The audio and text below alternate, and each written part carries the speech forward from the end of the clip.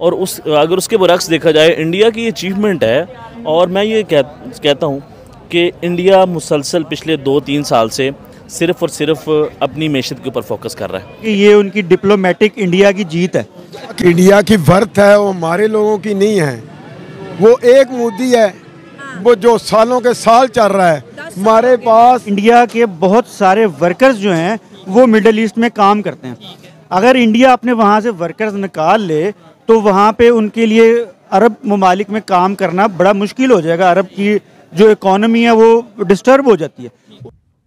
Qatar इतना बड़ा हाथ नहीं मारेगा कि भारत के फॉर्मर नेवल ऑफिसर्स को ये मौत के, इतना बड़ा हाथ नहीं मारेगा कतर, ठीक है।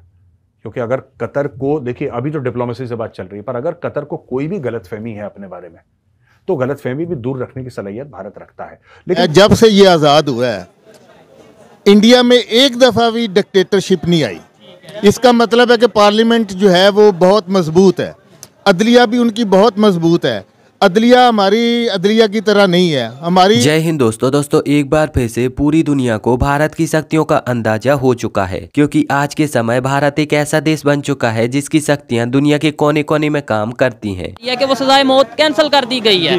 अब मतलब ये एक बहुत बड़ी डिप्लोमेटिक विन है इंडिया की। क्या समझते हैं? सबसे पहले तो इस खबर के बारे में बताइए कि आपने सुनी और अब ये जो सुन रहे हैं कि कैंसिल हुई है, क्या वजह हो सकती है? देखें जी, बिस्मिल्लाहिर्रहमानिर्रहीम। मैं सबसे पहले तो ये आपको बताऊंगा कि ये उनकी डिप्लोमेटिक इंडिया की जीत है। ये इस बात को जाहिर करती है कि जो उनका फॉरेन मिनिस्टर है और उनकी जो फॉरेन डिप्लोमेसी है, जो उनके फॉरेन कतर में बैठे हुए जो उनकी एम्बेसी का एम्बेसडर है, they are working very well. और उन्होंने बड़ा अच्छा इस गेम को, इस मूव को लेके वो आगे चले फॉरेन डिप्लोमेसी की। और उन्होंने वहाँ पे उनके फॉरेन मिनिस्टर से बात की, कतर के अमीर जो हैं शेख तमीम जो हैं उनसे उन्होंने बात की और उन्होंने एक अच्छा दबाव बढ़ाया, क्योंकि इंडिया की ट्रेड आपको पता है कि बहुत ज़्यादा जो है मिडल ईस्ट के साथ है। और इंडिया के बहुत सारे वर्कर्स जो हैं वो मिडल ईस्ट में काम करते हैं। अगर इंडिया अपने वहाँ से वर्कर्स निकाल ले तो वहाँ पे उनके लिए अरब ममालिक में काम करना बड़ा मुश्किल हो जाएगा। अरब की जो इकॉनमी है वो डिस्टर्ब हो जाती है। उन्होंने उसका दबाव बना के इंडिया ने अपनी डिप्लोमेसी के ज़रिए उनको उनके वहाँ पे जो उनके वहाँ पे ट्रेड मिनिस्टर है। दरअसल हाल ही में ये न्यूज निकल कर आई है कि कतर कोर्ट ने भारत के 8 नेवी ऑफिसर्स को रिहा कर दिया है और उनकी फांसी की सजा माफ हो चुकी है। अब ये तो भारत के लिए एक बहुत ही बड़ी खुशखबरी है ही, लेकिन इसी के साथ साथ एक और बहुत बड़ी खुशखबरी ये हो सकती है कि बहुत ही जल्द ये 8 के 8 नेवी ऑफिसर भारत वापस आ सकते हैं। हालांकि इन 8 के 8 नेवी ऑफिसर्स को भारत वापस लाने के मुद्दे पर फिलहाल विचार विमर्श चल रहा है और कार्यवाही चल रही है। तो इसके बाद ही हमें ये पता चल पाएगा कि जो हमारे नेवी ऑफिसर्स हैं वो भारत वापस आ पाएंगे या फिर नहीं आ पाएंगे। लेकिन फिलहाल तो कतर कोर्ट ने हमारे नेवी ऑफिसर्स पर जो भी आरोप लगे थे उन सारे आरोपों को माफ करते हुए उनकी सजा को बर्खास्त कर दिया है। अब ये सब इसीलिए हो पाया है क्योंकि यहाँ पर जो भारत की गुप्त कूटनीति है उनका भी बहुत ही ज्यादा उपयोग किया गया है। साथ ही साथ जो भारत के प्रधानमंत्री नरेंद्र मोदी हैं तो उन्होंने भी इस मुद्दे को सुलझाने में एक बहुत ही महत्वपूर्ण भूमिका निभाई है। और कतर पर भी भारत का बहुत ही ज्यादा प्रेशर था कि अगर कतर कोर्ट के फैसले की वजह से भारतीय नेवी ऑफिसर्स को फांसी हो जाती तो यहाँ पर कतर और भारत के संबंध बहुत ही ज्यादा खराब हो जाते। इतना ही नहीं, फिर ये मुद्दा और भी ज्यादा बढ़ जाता और भारत पूरी दुनिया के सामने कतर से ये पूछता कि हमारे नेवी ऑफिसर्स पर आपने जो भी आरोप लगाए थे तो उनके सबूत कहां पर हैं। और अब ये बात तो आप लोग जानते ही हो कि आज तक कतर की सरकार ने इस मुद्दे को लेकर अपनी हवाई बातें की हैं और उनके पास अभी तक एक भी सबूत मौजूद नहीं है। और इसीलिए जब ये पूरी दुनिया के सामने इस बात को सही साबित करने के लिए कोई भी सबूत प्रस्तुत नहीं कर पाते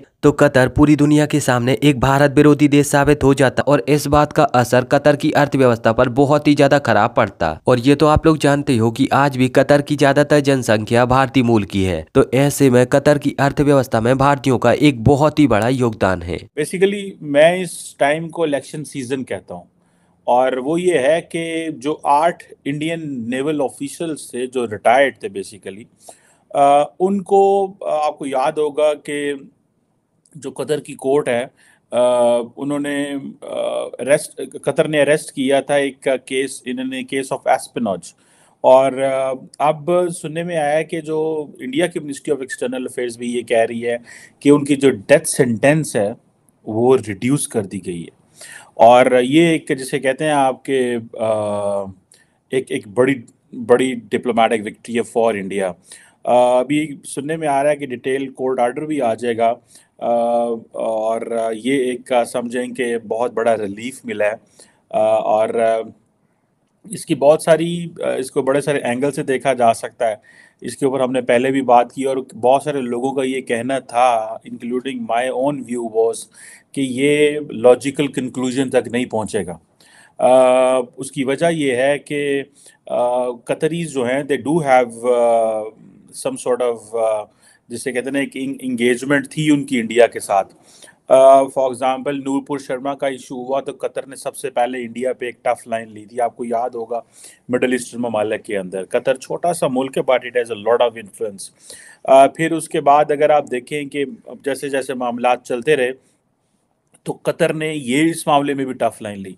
बहरहाल ये एक जिसे कहें कि 8 इंडियन नेवल ऑफिशियल्स को, रिटायर्ड जो हैं एक्स इंडियन नेवल ऑफिशियल्स की ये सज़ा जो है, जो कि उनको 26 अक्टूबर को डेथ सेंटेंस दी गई थी, और उसकी जो कोर्ट ऑफ अपील हेयरिंग थी, आई थिंक वो 20 को लगी थी, नवंबर को लगी थी। हेयरिंग उनकी 23 को शुरू हुई और अभी सुनने में आ रहा है कि ये चीज़ें हुई। आपको याद होगा कि फर्स्ट ऑफ जो थी, आई थिंक उसमें अमीर ऑफ कतर जो थे, 1 दिसंबर if I am not wrong, amir of Qatar जो थे उनकी दुबई में मोदी साहब से मुलाकात हुई थी। और मैंने तब भी ये कहा था, if you have been watching me, मैंने कहा था कि जो प्राइमरी एजेंडा था प्राइम मिनिस्टर मोदी के लिए कतर की अथॉरिटी से वो यही था। और इंडिया ने बड़े इसको जिसे कहते हैं ना, दौरे भी नहीं किए और काम भी निकलवा लिए। देखिए होता ये है कि फॉर एग्जांपल एक होता है doctor Jaishankar, national security adviser, वज़ीर आज़म, या कोई बंदा बार बार वहाँ पे जा रहा है और लेकिन गए कोई नहीं है वहाँ पे बगैर जाने के ही उन्होंने मसला हल कर लिया है। बेसिकली वो इंडिया को अलर्ट पर रखना चाहते थे, जिसे वो कहते हैं ना कि वो समझते थे कि इंडिया को थोड़ा सा झटका लगाएं, और वो उन्होंने अपनी किसी न किसी हद तक उन्होंने झटका वो लगा लिया है। दे वांटेड कि इंडिया को हम बताएं कि हम क्या कर सकते हैं, क्या है इशू जो भी था वो हम एक साइड पे है। इंडिया के बहुत अच्छे ताल्लुकात हैं सऊदी अरब से, याद रखें, यूएई के, और कतर और यूएई और सऊदी अरब के मामलात जो जीसीसी कंट्रीज़ के हैं इनमें बड़े ख़राब हो गए थे। अगर आपको थोड़ा अर्सा पहले की अगर मैं बात बताऊं तो जब बेसिकली जो कतरीज़ थे उनके बारे में ये था कि वो अल जज़ीरा को इस्तेमाल कर रहे हैं बाकी मिडल ईस्टर्न ममालिक के ख़िलाफ़, और इस तरह की जो चीज़ें जो थी वो थी। और फिर इन्होंने पूरा कतर का ब्लॉकेड कर दिया, और बड़े एक सीरियस मसला आपको याद है कुछ अर्सा पहले पैदा होगा, मोहम्मद बिन सलमान ने फुल थ्रॉटल एक डिप्लोमेटिक जो थी वो की। लेकिन ये चीज़ें जो हैं समहाउ अब वो रिजॉल्व हो चुकी हैं वहाँ पे भी। तो मुझे ऐसा लगता है कि ये चीज़ जो है नरेंद्र मोदी को एक फेवर दी गई। खैर फिलहाल के लिए तो सब कुछ सही हो चुका है, लेकिन अब देखना यह है कि आखिरकार क्या हमारे नेवी ऑफिसर्स भारत वापस आ पाते हैं या फिर नहीं आ पाते। और इस बारे में आप क्या सोचते हो, अपना जवाब मुझे नीचे कमेंट में जरूर बताएं। और अगर आपको ये वीडियो अच्छी लगी है तो प्लीज इस चैनल को सब्सक्राइब करके बेल आइकन जरूर दबा लें।